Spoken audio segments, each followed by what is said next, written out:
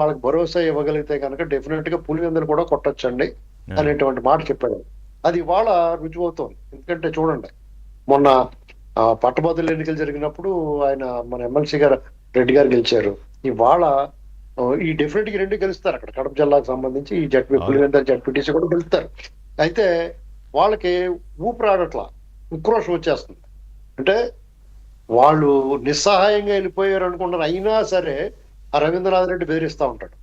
ఈ అవినాష్ రెడ్డి గారు ఆల్రెడీ ఆయన బెయిల్ మీద ఉన్నాడు వాళ్ళ బాబాయ్ మర్డర్ కేసులో.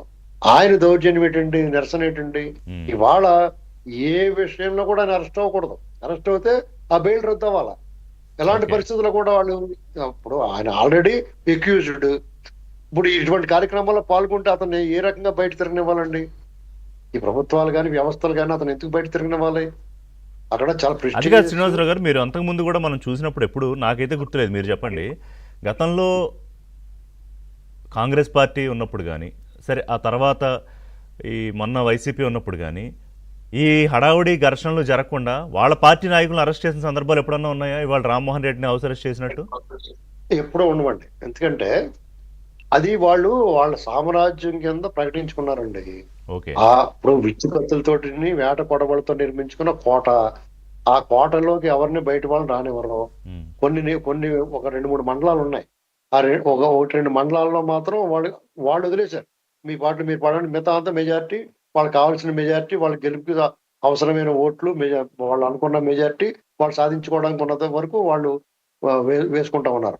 అప్పట్లో కాంగ్రెస్ గాని, తర్వాత మీకు ఈ వైసీపీ గాని ప్రతిపక్షంలో ఉన్నప్పుడు, అప్పుడు అధికారంలో ఉన్న పక్షాలు వాళ్ళు చావనని వదిలేశారు. వాళ్ళ ఉమ్. జోలికి పోలేదు. సాధారణంగా ఎలక్షన్ కమిషన్ గాని, అక్కడ ఉన్న పోలీస్ సిబ్బంది గాని గొడవలు జరగకుండా ఉంటే చాలరా దేవుడా అని వన్ సైడ్ గా వాళ్ళకి వదిలిపెట్టేశారు. అంటే అంటే కాబట్టి అది గొడవలు జరగవు. కాదు, అది రాష్ట్రంలో ఒక భాగం కాదు, మీరన్నట్టు అదేదో ప్రత్యేకమైన సామ్రాజ్యం, ఆ కోట జోలికి పోకూడదు అన్నట్టు నడిచింది. అంటే అప్పుడు అధికారంలో ఉన్న వాళ్ళు కూడా ఈ పెంటగోళం మనకి ఎందుకని వదిలేశారండి, ఒక రకంగా పచ్చిగా చెప్పాలంటే. అదేలే. ఎందుకంటే అక్కడ ప్రతిఘటన ఉంటే ఘర్షణ జరుగుద్ది డెఫినెట్ గా. ప్రతిఘటన లేనప్పుడు వాళ్ళు వాళ్ళ పనులు చేసుకుని పోతారు. అదే అవును. జరిగింది. ఇప్పుడు మొన్న ఎన్నికల నుంచి బీటెక్ రవి గారిని పాయింట్ బ్లాంక్ లో పెట్టి వాళ్ళు దౌర్జన్యం ఎవరు చేశారండి? ఉమ్, ఈ మన మన మన రాంభూపాల్ రెడ్డి గారు ఎమ్మెల్సీ ఎన్నికల్లో గెలిచిన తర్వాత ఆయన అంత 30-40 వేలు మెజార్టీ వచ్చింది ప్రకటించడానికి ఎంత ఎంత ప్రహాసనం, ఎంత డ్రామా నడిచింది చూసాం కదా. అవునవును, గుర్తుంది. అవును.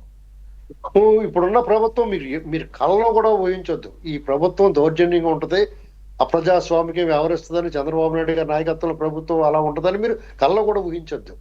సిస్టమ్ కూడా చంద్రబాబు గారి నాయకత్వంలో ప్రభుత్వం ఉంటే సిస్టమ్ లా పనిచేస్తూ ఉంటది. అక్కడ ఉన్న పోలీస్ యంత్రాంగం చూడండి, ఇటు అధికార పక్షం వాళ్ళని అరెస్ట్ చేశారు, వాళ్ళని అరెస్ట్ చేశారు. రెండు బ్యాలెన్స్ చేస్తారు, వాళ్ళు బ్యాలెన్స్ గా ఉంటారు, నిష్పక్షపాతంగా వ్యవహరిస్తారు. దాన్ని చాలా సార్లు వాళ్ళు అలుసుగా తీసుకున్నారు. ఈసారి మరింత స్ట్రిక్ట్ గా ఉన్నారు. ఇప్పుడు నేను చెప్పిన పులిమేరలో జరుగుతున్న అడ్డుకుని వాళ్ళని కొడుతున్నారు పట్టుకుని. దాన్ని కూడా వాళ్ళు దృష్టి పెట్టి, వాళ్ళ దృష్టి కూడా వస్తుంది. వాళ్ళ దృష్టికి వచ్చి వాళ్ళకు రౌండ్ వేస్తే దారిలోకి వస్తారండి. ఇక్కడ ఒకటి మాత్రం నిజమండి, ఆ ప్రజలకే హాయిగా స్వేచ్ఛగా ఓటేసుకునే అవకాశం దొరికింది. దాన్ని వినియోగించుకుని పులివెందుల్లో కూడా వాళ్ళ పీడ వదిలించుకుంటే వాళ్ళకి భవిష్యత్తు చాలా బాగుంటుంది.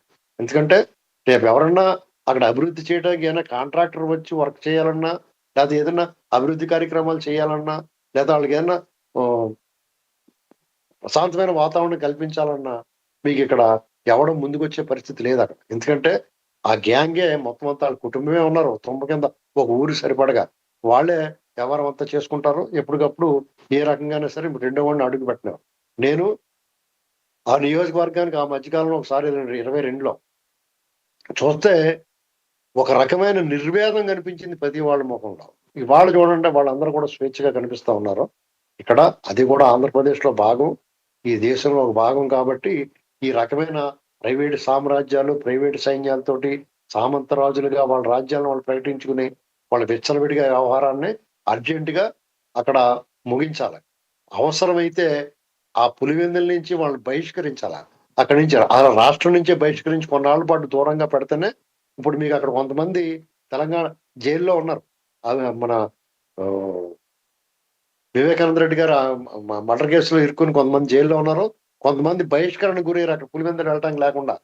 వాళ్ళందరూ లేకపోవటం వల్ల రెక్కలు తెగిన పక్షిలా విలవిల్లాడుతారు. ఆ గోండాలో ఆ బ్యాచ్లు ఆ దుర్మార్గాలన్నీ వచ్చాడు. కూడా ఆగినాయి అక్కడ.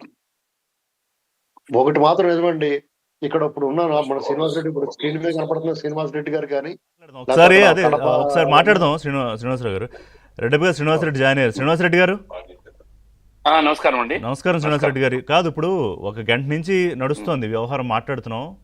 సో మీరు వచ్చారు కాబట్టి ఇప్పుడు అసలు ఏం జరిగిందో ఒకసారి మన